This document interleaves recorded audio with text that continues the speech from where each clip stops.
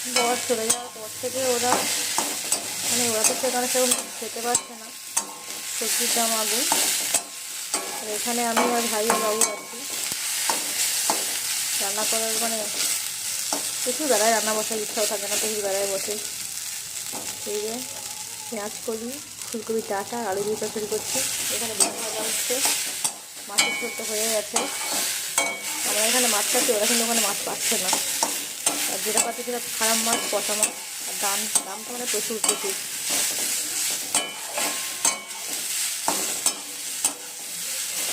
এই চচ্চড়ি হবে, বেগুন ভাজা দিয়েছে, তো বেগুনটাকে ঝাল বানাবো, বরবটি ভাজা হবে,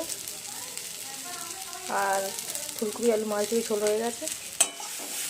অনেক বেলা রান্না বসেছি, খেতেও বেলা হবে, রান্না শেষ করতেও বেলা হবে।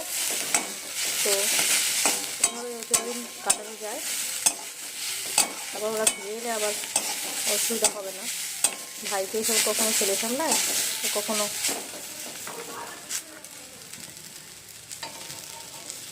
ছেলেকে কখনো ভাই সামলায়, কখনো বাড়ির লোক সামলায়। এভাবেই কাটছে। সবজি বেগুন প্রায় ভাজা ভাজা হয়ে গেছে, জল দিয়ে দেবো। এবার দেখবো বেগুনটার কী অবস্থা হচ্ছে।